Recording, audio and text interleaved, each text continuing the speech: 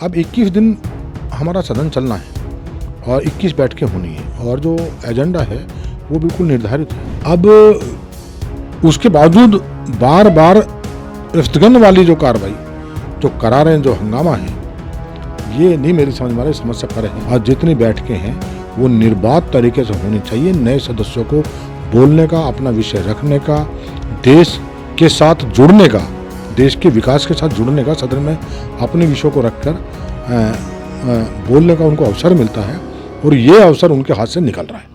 Monsoon सत्र के दूसरे दिन भी संसद के अंदर जबरदस्त हंगामा देखने को मिला और आपको बता दें कि जो कार्रवाई है वो कल तक के लिए स्थगित कर दी गई है। लेकिन अब ऐसे में बड़ा सवाल ये है कि जो सरकार संसद के अंदर जो बिल लेकर आना चाहती है या जिस पर चर्चा करना चाहती है, आखिर उस पर अब बहस कैसे होगी, क्योंकि विपक्षी जो पार्टियां हैं उनके भी अपने अलग मुद्दे हैं और वो सरकार से ये चाहती है कि इन तमाम मुद्दों पर बहस भी होनी चाहिए।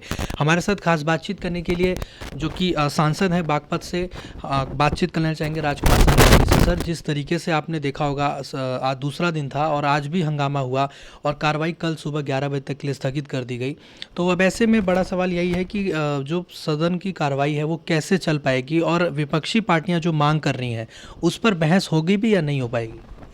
देखा, सवाल ये कल बीएससी की मीटिंग थी, बैठक थी और स्पीकर साहब के उसमें नेतृत्व में, और जो एजेंडा गवर्नमेंट का है जिसको लेकर मानसून सत्र हमारा ये आहूत किया गया है, जो एजेंडा है गवर्नमेंट का, जितने बिल हैं उसमें जिसमें आने हैं, कल उसके लिए समय निर्धारित था कि जो चर्चा होगी, किस पर कितने समय की चर्चा होगी, जो विपक्ष की मांग है, जिन मुद्दों को लेकर सरकार ने उस पर सहमति जताई और कहा कि भाई ठीक है, जो विषय आप लेकर आ रहे हैं उस पर भी चर्चा होगी। और उन्होंने 16 घंटे चर्चा ऑपरेशन सिंदूर पे कराने के लिए सरकार ने सहमति बना दी। कल बीएससी की मीटिंग में सहमति बन गई, तो उसके बाद सदन चलना चाहिए था, विपक्ष को सहयोग करना चाहिए था। अब 21 दिन हमारा सदन चलना है और 21 बैठकें होनी है और जो एजेंडा है वो बिल्कुल निर्धारित है। उस एजेंडे में 21 दिन में हमारे सारे काम सरकार के होने। अब 2 दिन तो हमारे गुजर गए और अब अभी आगे कुछ पता नहीं है कि विपक्ष का क्या रवैया रहेगा, क्या उनकी सोच है, क्या उनकी मंशा है, क्या महत्वपूर्ण है उनके लिए, ये एजेंडा महत्वपूर्ण है या नहीं है। जो देश के हित के मुद्दे हैं, जो बिल हैं, ये उनके लिए महत्वपूर्ण है नहीं है, ये तो अभी नहीं पता। लेकिन सदन का जब सत्र होता है बड़ा महत्वपूर्ण होता है और उसका एक घंटा उसका उपयोग होना चाहिए। जो मुद्दे हैं सदन में रखे जाते हैं, चर्चा होती है, बिल हैं, विधेयक हैं, पास होते हैं, चर्चा होती है, बहस होती है। ऐसे में जो समय है हमारे पास उतना ही समय है, तो ये सब रह जाएंगे और इसका नुकसान होगा। देश की जो आम जनता जिस उम्मीद से वो वोट देती है, अपने सदस्यों को चुनकर भेजती है और ये कहती है कि सदन चले, सदन की गरिमा बनी रहे और गरिमा के तहत हम सब लोग बैठकर सदन में हर विषय पर चर्चा करें, हर विषय को दें और सबको बोलने का अवसर मिलता है। ऐसा नहीं कि नहीं मिलता है, सबको बोलने का अवसर मिलता है, लेकिन व्यवधान और इसको बाधित करने का उद्देश्य क्या है तो मेरी समझ नहीं आ रहा, मैं नहीं समझ पा रहा हूँ इसको। मेरा तो मानना ये है कि बड़ा पैसा खर्च होता है और सारे सदस्य पूरे देश के अपने सब काम क्षेत्र के छोड़कर सदन में इसलिए आकर सत्र में, सदन की कार्रवाई में भाग लेते हैं कि ये हमारे राष्ट्र का मुद्दा है, ये राष्ट्र के, ये जनता से जुड़ा मुद्दा है। सदन के अंदर जो कार्रवाई होती है उसमें सब हम गंभीरता से भाग लें। अब कल बीएससी की मीटिंग भी हुई है, उस मीटिंग में हम भी थे, तमाम विपक्ष के नेता थे, सत्ता पक्ष के नेता थे, स्पीकर साहब थे, संसदीय कार्य मंत्री थे। सारा समय निर्धारित हो गया, किस बिल पर कितने समय चर्चा होनी है, सारा शेड्यूल तय हो गया, ये भी चर्चा हो गया। जो विपक्ष की मांग है उस पर भी सहमति जता दी कि ठीक है, जो आपने विषय रखा उस पर प्रधानमंत्री जी जब रहेंगे, यहाँ पर अभी उनकी विदेश यात्रा है और उनकी अनुपस्थिति में उस पर चर्चा कराने का कोई उचित नहीं है। प्रधानमंत्री जी के रहते ही वो चाहते हैं कि वो उनके रहते ही हम उस पर चर्चा कराएं, विपक्ष भी चाहता है। अब उसके बावजूद बार बार रफ्तगन वाली जो कार्रवाई जो करा रहे हैं, जो हंगामा है, ये नहीं मेरी समझ में आ रही, समझ से परे है और ये दुखद भी है। मतलब पूरा देश देखता है, सदन की कार्रवाई को देखता है, उस माहौल को देखता है, उस वातावरण को देखता है। इतना पैसा खर्च होता है, जनता का पैसा है जो खर्च होता है। अब क्या होगा मुझे तो लगता नहीं, 2 दिन चले गए हमारे, अब कल और परसों का भी कुछ पता नहीं है क्या होगा।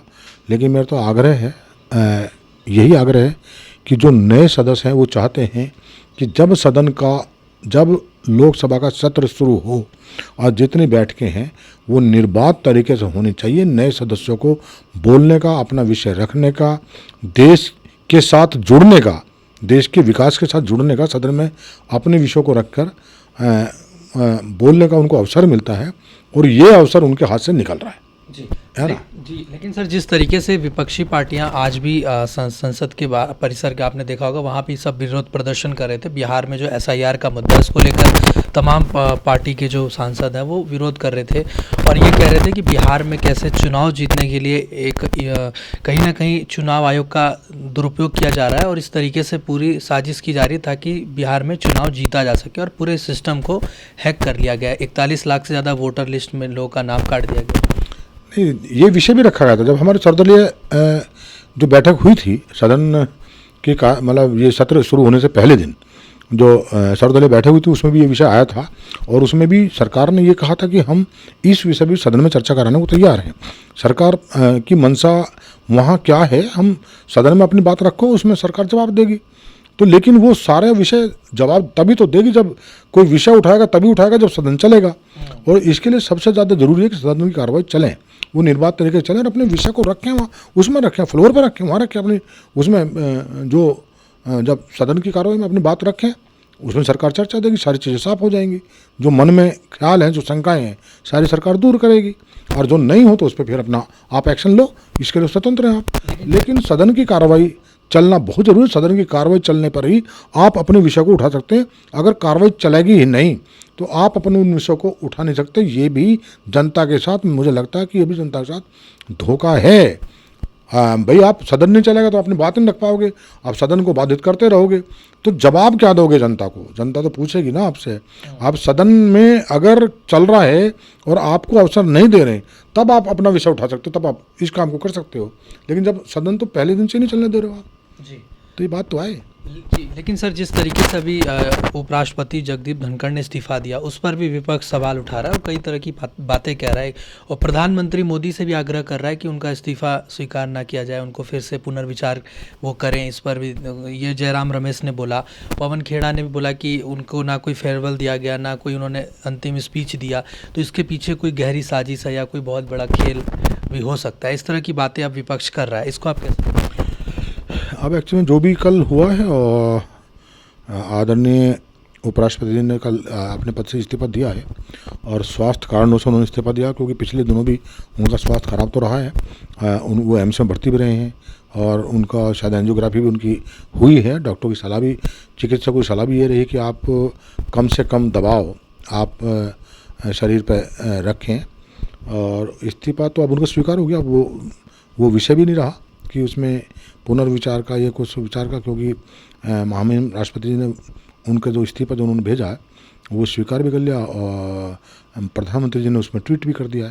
तो वो विषय मेरे चाचा कुछ विषय ही नहीं रहा वो उनका, और उन्होंने खुद उसमें कहा कि मेरा स्वास्थ्य मुझे नहीं अलाउ कर रहा है, इसलिए दे रहा हूँ। तो बाकी तो इसके बारे में ज़्यादा हमें कोई जानकारी नहीं है।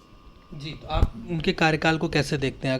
क्योंकि विपक्षी पार्टियां तो लगातार ये आरोप लगाती थी जब वो कार्यकाल में थे, अपने मतलब पद पे थे, कि वो पक्षपात कर रहे हैं। कई बार आपने देखा होगा कि उन्होंने डांट भी लगाई सांसदों को जो राज्यसभा में। तो उनके आप पूरे कार्यकाल को कैसे देखते हैं, मतलब जगदीप धनखड़? नहीं, वो विद्वान व्यक्ति थे और जो जिस पद पर वो थे उन्होंने उसी विद्वानता के साथ साथ उस पद को सुशोभित किया और सदन को चलाने का भी काम किया है। और वही विपक्ष जो जिनको ये कहते हैं कि विपक्ष ये कहता था कि पक्षपात करते हैं, आज वही विपक्ष उनके इस्तीफे पर पुनर्विचार की बात कर रहा है।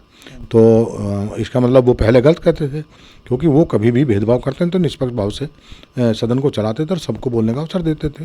तो उनका कार्यकाल बेहतर रहा, बहुत अच्छा रहा। लेकिन स्वास्थ्य है, स्वास्थ्य के लिए उस पर जो भी चिकित्सकों की एडवाइज है उसी एडवाइजरी पर उन्होंने अपना काम किया। इस बारे में ज़्यादा कुछ कहा नहीं जा सकता।